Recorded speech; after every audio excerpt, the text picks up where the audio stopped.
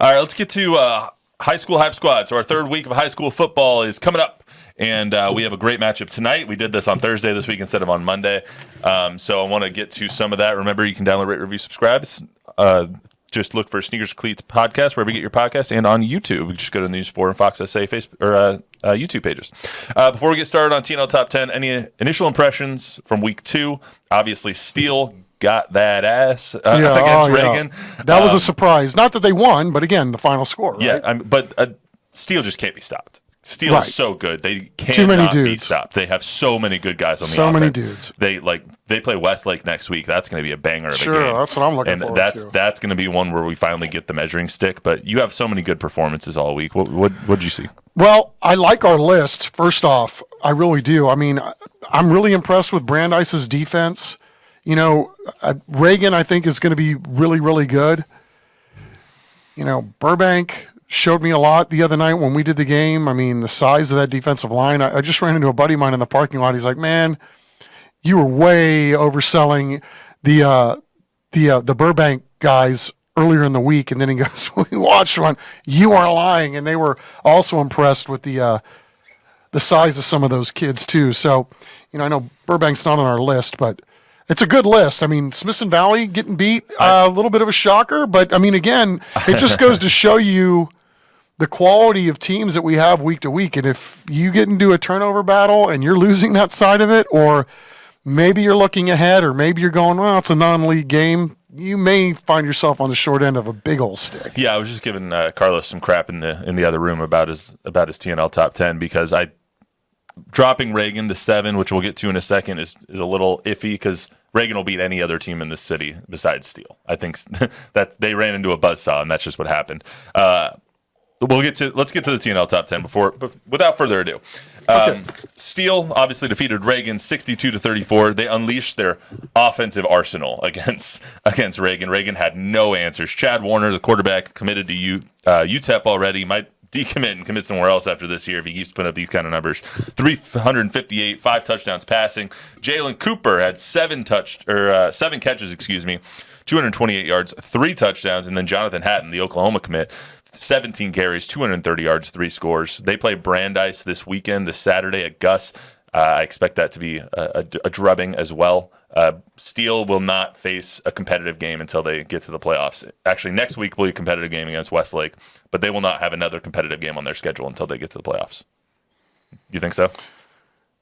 I think you're right. Yeah. Why would I debate you coming off of that game, too? I can't see it. I know you're getting ready to talk about Piper. That's what I was thinking about, too. I mean, how good must those guys be? Piper, To beat Johnson. And, you know, again, it's amazing what's going on in that little neck of the woods, right? The Davenport Piper offshoots. They play this weekend. I know it. They play Friday. Piper number Game 2 of the week. Piper number 2 on our list. Again, this is 6A and 5A teams on this list. So Piper, our second best team. Obviously, I think Reagan would beat Piper, but Piper is the best 5A team in our region right now. They defeated Johnson 38-24. I'm sorry, I had a squirrel moment. I looked at my phone. They defeated Johnson 38-24. Obviously, that's a 5A over a 6A, which is a big victory. The Warriors came out. They averaged 311 yards through the air in their victories against Bernie and Johnson both. After last week's 38-24 victory against Johnson, the Warriors have now won 14 of the last 16 games. Nick Rogers has these kids cooking. Caden Keith at quarterback, replacing Jake South at quarterback. They hit the ground running this season, and I expect them to do that all year long. They're playing Davenport this weekend, too. That should be a really good game. I think that's 4A, 5A, though, so that should be a pretty solid matchup. Davenport is one of the best 4A teams in our region. Yeah, so. I think we got Alamo Heights here, number 3, and that's another program. You know, you can just pencil them in. They're going to be in the top 5, and they're really, really good, too. Yeah, Alamo Heights beat Churchill 21-7. It was a gritty effort. They did not play well. It's the first 2 possessions of the game, snaps went over their head. I was there for it, so it was a disjointed effort, probably one of the worst games I've seen Alamo Heights play in a long time. Doesn't mean they're not a great team, and they got away with it playing Churchill, but when they start playing a little bit better teams, and not saying Churchill's horrible or anything, but obviously not on the caliber of an Alamo Heights, when they start to play better teams, they can't have those kinds of mistakes. So they're 2-0. They are 3 in our TNL Top 10. Their next game's against New Braunfels Canyon, 7:30 p.m. Cougar Stadium this Friday. I believe we'll be at that one. Judson is number 4. This is where I kind of get into the disagreement. I think Judson should be a little lower, and Reagan should be a little higher. Brandeis should be over them. That's just me, though. It's fair. Judson defeated Hutto a last-second field goal, 31-29. They play Roosevelt, 7 p.m. on Thursday, so this evening. Again, we are recording on Thursday here today. They play 7 p.m. today at Rutledge. Brandeis 2-0. They defeated Soto last week. Those are two teams we have seen or will see on TNL. Obviously, Soto is going to be playing tonight. They play Steele this week, so they have a rough go on this one. Brandeis is 1-7 all time against Steele. I think their last one came in 2020, if I'm not mistaken. That's 7 p.m. Saturday at Gus. I asked Jack in the other room, who wins by more, Steele over Brandeis or Texas over UTSA? I'll ask you the same question. Damn. All right, let me think about that one for a second. Okay, let me go over another Squirrel. Let me go over another couple teams, and we'll get back to that question because I was like, that's actually not a bad question. It is. It's a bit of a brain tickler. Southwest defeated Lockhart 36-23. Their next game's against Laredo Nixon. How about those guys, right? Consistently good every single year. The Dragons, man. Yep. Look, they play Laredo Nixon 7 p.m. Thursday, Southwest Legacy Titan Stadium. Dragons have won 8 of their last 10 matchups against Nixon. They haven't lost against the Mustangs since 2001, so quite a while. I was 6 years old. Sorry, not to make everyone in this room feel old. I was only 7 then. Okay. Your white hair begs to differ there, Luis. Reagan lost to Steele 62-34. Most encouraging sign from the Rattlers is that their offense put up 34 points. They had over 400 yards of total offense. So they can move the ball. They just need to shore up that defensive side a lot. Cole Pryor is going to run all over a lot of people this year. They play Temple, 7:30 p.m. Friday at Heroes. Harlan is number 8. They have a bye this week after they defeated Madison 31-23. Basically, they get 2 weeks to prepare for the game of their season. They play Brennan next week. So they have basically 2 weeks to get ready for that game and see who's going to win this district, pretty much. Madison's got that dude. Yeah, Harlan's really good. Harlan's pretty good. Brennan, they defeated Smithson Valley in probably the upset of the week, I would say. I don't think that's going on too much of a limb. Obviously, Smithson Valley's 5A, Brennan's 6A, but when you defeat the state runners up from last season and a Larry Hill coach team like that in a 24-13 victory that was a little bit more wasn't as close as the final score indicates, I don't think. Well, especially because the way Brennan played in week 1. But Exactly. Again, I mean, if Bazer's the king of adapt and move on. Right. And what a turnaround from week 1 to week 2. But that's where they say you make the biggest leap there, Matthew. Yep, Brennan playing Sotomayor tonight. We'll get into that in just 1 second. That's Thursday, Ferris Stadium at 7 o'clock on TNL. Smithson Valley lost to Brennan 24-13. They play Madison on Friday, 7:30 at Comalander Stadium. So, who wins by more? Let's answer that question.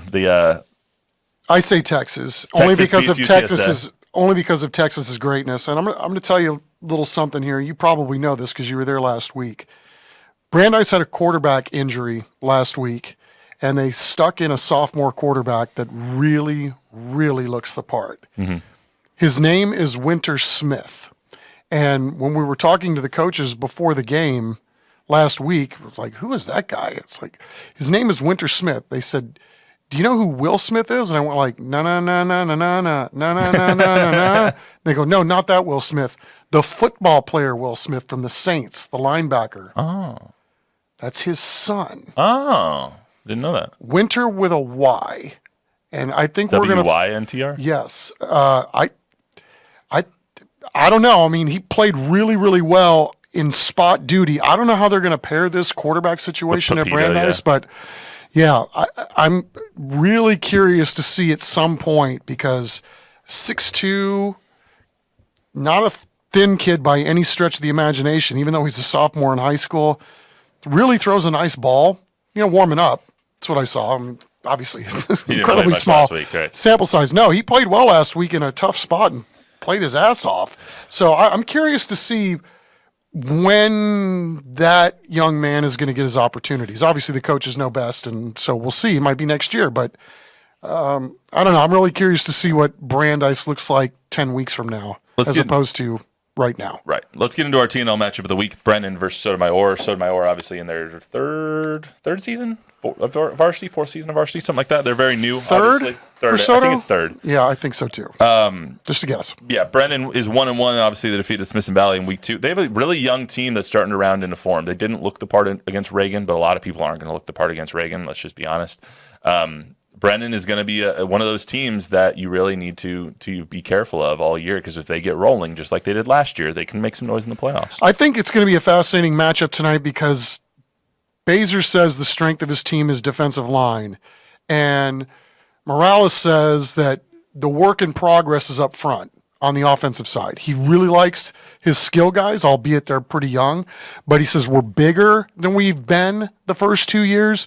So I think, this is another team, both of these teams actually, who are we kidding, that are going to be a lot better 5 or 6 weeks from now than they are right now as they try to figure some things out. But I think that's why tonight is so intriguing, right? Because I can literally see this going either way. The team that is the most sloppy with the ball tonight is going to lose this football game, bar none. Yeah, let's hear from Coach Steve Baser over at Brennan. This is from my interview with him a little bit earlier this week, Monday morning, bright and early, 7:15 in the morning, and Coach Baser had a lot to say. You guys obviously beat one of the top 5A teams in the state this past week. What was that like for you? How do you think that helps this team going forward? Well, it was a huge rebound game, from the week before. We played Reagan and didn't play great. And I always tell the kids it's easier to learn from a loss than from a win. And I think we took the lessons from the loss and applied them in the Smith Valley game. And, obviously Coach Hill's great, and they're a great team. And it was a huge challenge, but we wanted to, kind of reestablish ourselves and bounce back. And that's exactly what we did. So proud of the kids for doing that. Played really hard. It was a grinder of a game, but again, it was exciting to come out on top, especially playing at Smith Valley. What did this team show you coming out of that game? Well, just tons of resiliency and, again, the ability to bounce back, and I think those two things are very important in football. Having the resiliency to adapt and overcome. It's one of my favorite terms from an old movie. But, you got to do that every week. And as bad as we felt after Reagan and as good as we felt after Smith Valley, those games are both over. All it's about right now is, Sotomayor and the Wildcats and getting ready for the first district game. Quick week. Game's on Thursday, so we got to, out of the frying pan into the fire and get ready to go against a great team. Tell me a little bit about Sotomayor. What are you seeing, and what do you guys have to do to win that game? Yeah, they got a lot of guys back. Their skill positions are good, across the board on offense. They got, big, tall, fast receivers. They got good running backs. They're deep at running back. They got a pretty dynamic quarterback that can run the ball. O-line's pretty big. Defensively, they fly around. They line up well. They do a lot of good things. So, it's one challenge to the next. And again, first district ball game, so we got to be on our P's and Q's and be ready to go. What do you know you're getting from a Juan Morales coach team? Well, kind of what I just said. They're going to be covered on every area of the game: offense, defense, special teams. Kids are going to play hard. They're going to play discipline. They're going to know their job, do their job. Kind of same thing that we do a lot here, and should be a heck of a game. Again, short week for both of us, so we got to get ready for Thursday, and today's Monday, and clock is ticking. So we're trying to get this thing done and ready to go. But excited about the opportunity. Again, starting a district game against a great team, and looking for a great performance again. You guys are playing on TNL this week. What is that experience always like for you? We try to feature you guys, I feel like, every year. So what's that experience like for you? Well, we're lucky at Northside because we play Thursday, Friday, Saturday every week. So it gives us great options to get chosen for these games. But it's always fun, when you guys come out and kids are on TV and, if you win, you get the little trophy and all that kind of stuff, and kids get fired up about that. So anytime there's a little extra attention on the school, the community, all the great things that happen, in high school football and just in schools across the country, and we get to highlight those on TNL, and you guys do a great job of that. So another opportunity for an exciting game and a lot of exposure, and should be fun for everybody. I love Coach Baser's voice. It's always it's in mid-season form. It's always so every day. It does remind you of the guy from Fantastic Four a little Michael bit. Chiklis, is that the guy's name? The Thing. Yeah. Before he turns into the Thing, of course. Yeah, we're not because saying Baser's a good-looking dude, man. He's also a very nice guy. So I'm not saying he's the Thing. I'm just saying the voice of the Thing. Oh, you should hear what he says about us. So it's all good. Yeah, I'm sure. Speaking of Soto, obviously you said it's going to come down to the trenches, offense and defense. They have a sophomore quarterback, and they are a very run-heavy team. A lot of RPO, a lot of triple option. They were literally, when I was out there, doing a triple kind of pass or a lateral drill so they could tell Chauncey Moon, okay, this is how you need to lateral it to your back when they do the triple option and stuff like that. So it's going to come down D-line, O-line, and then how much Chauncey Moon turns the ball over. He's a sophomore quarterback. He's very young. He is a little bit turnover prone. If he doesn't turn the ball over, Soto's going to have a chance. I think so too, but Brennan's got a young quarterback too and a young running back, so I think the odds are even, right? This is good old-fashioned district rivalry, although it's blossoming.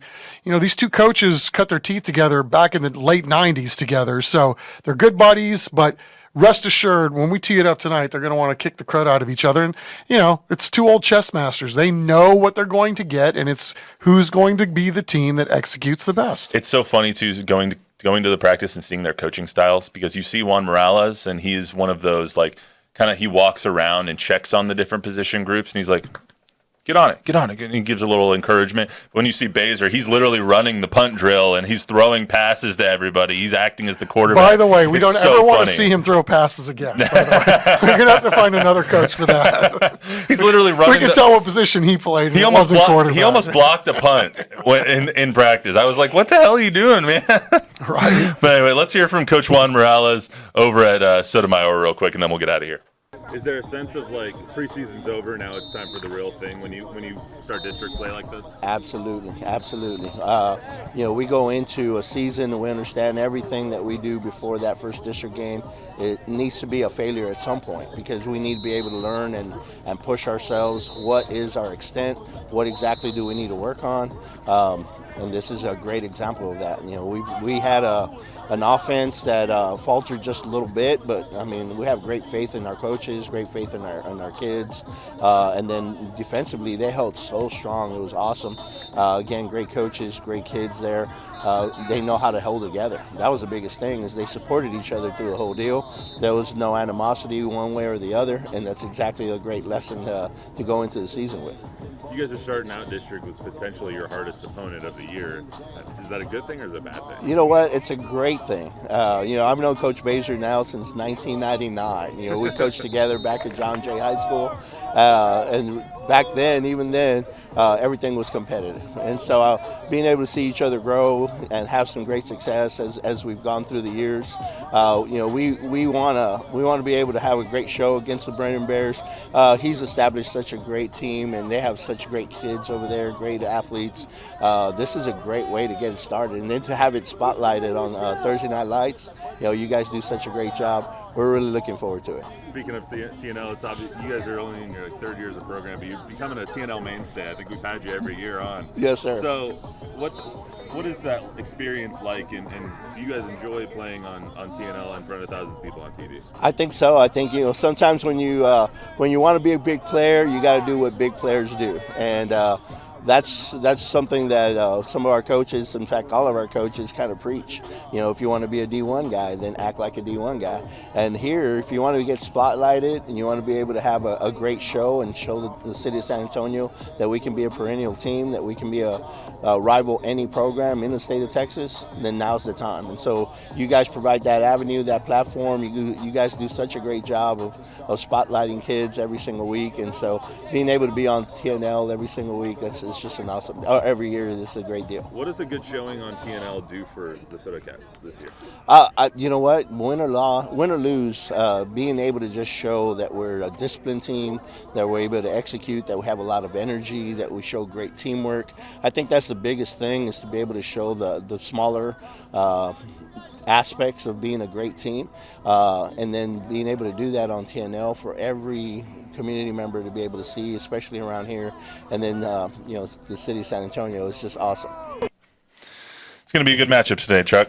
It is, and these two guys, the coaches we're talking about, Juan Morales and Steve Baser, two of our all-time favorites. Oh, right? absolutely. Two sturdy dudes. Your kids could not be in better hands if they are lucky enough to play for these guys at their high schools. Great guys, great coaches, great football minds. They do it differently, but in the end result, really, really special dudes. We tend to have Brennan and Soto on every year, and I look forward to it every year because Baser he's just a great interview. He's great with the media. He's great with us. And then Coach Juan Morales might be just the nicest person I've ever met in my life. And I mean, he's so sweet. We've been doing the All-Star game for many, many years now, and I think the team that I was most fascinated by or entertained by was the one that Juan coached that year. It was gadgets all over the place and, crazy things that you'd always want to see in a football game. You got it all in one afternoon. It was really cool. Absolutely. Well, that's all we got for you today on the Sneakers and Cleats podcast. Tune into the CW tonight and watch the TNL. It'll be Brennan versus Soto. It's going to be a good game. And plus, you'll get to see Chuck and I's bright, shining faces once again. So we'll get this posted here hopefully within the next hour or so everyone can prepare themselves for a great TNL matchup. That's all we got for today on the Sneakers and Cleats podcast. Remember to download, rate, review, subscribe, use a 5-star rating, tell a friend, tell an enemy. Subscribe to the YouTube channels on News 4 SA and Fox SA. Until next week, everybody, have a good weekend.